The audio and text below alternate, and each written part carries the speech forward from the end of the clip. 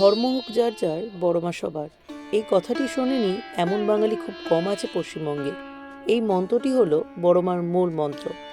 বর্তমানে বড়মা নামে পরিচিতি লাভ করলেও আগে ছিল ভবেশকালী।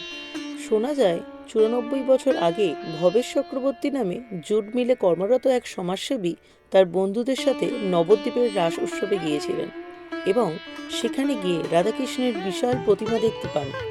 সেই দেখে ভবেশ চক্রবর্তী মন স্থির করেন তারাও এমন উঁচু মাতৃ প্রতিমা বানিয়ে কালী পুজো করবেন।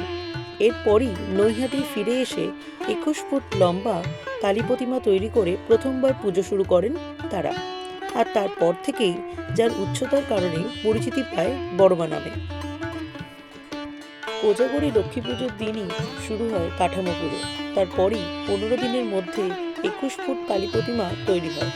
ভক্তদের দান করা অলঙ্কারে সাজানো হয় দেবী মূর্তি। দেবীর মুকুট থেকে শুরু করে চাঁদমালা, মল পুরোটাই রূপোর তৈরি। আর ত্রিনেত্র, জিহ্বা, ভ্রু, নাক, গালের চন্দন চর্চা পুরোটাই সোনা দ্বারা নির্মিত। এছাড়া টিকলি থেকে শুরু করে সারা গায়ে থাকে রকমারি সোনার গয়না। ভক্তদের দেওয়া 1.5 কোটি টাকার গয়না স্থানীয় একটি ব্যাংকের লকারে বছরভর গচ্ছিত থাকে। পুজোর দিন সেই লকার থেকে সেই গয়না এনে দেবীকে পরানো হয়। কালী পুজোর দিন প্রায় 2000 কেজি খিচুড়ি পোলাও ভোগ রান্না করা হয়। এছাড়াও ভক্তদের জন্য সারা বছরই ভোগের আয়োজন থাকে। প্রতি বছরই কয়েকশো কিলো ফল কালী পুজোর দিন বড়মাকে দেন তার ভক্তরা। যদিও সেই ফল স্থানীয় হাসপাতাল, বৃদ্ধাশ্রম এবং অনাথ আশ্রমে পাঠিয়ে দেওয়া হয়। এছাড়াও ভক্তদের দান করা কয়েক হাজার শাড়ি রাস পূর্ণিমার দিন দুস্থদের দান করা হয়। লক্ষ লক্ষ মানুষ মায়ের কাছে মানত করে।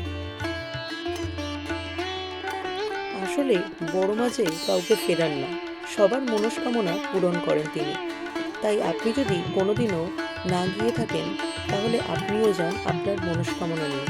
বড়মা আপনার ইচ্ছাও পূরণ করবেন। ভিডিওটি ভালো লেগে থাকলে চ্যানেলটি সাবস্ক্রাইব করে দেবেন। আবার আসবো নতুন কোনো ভিডিও নিয়ে।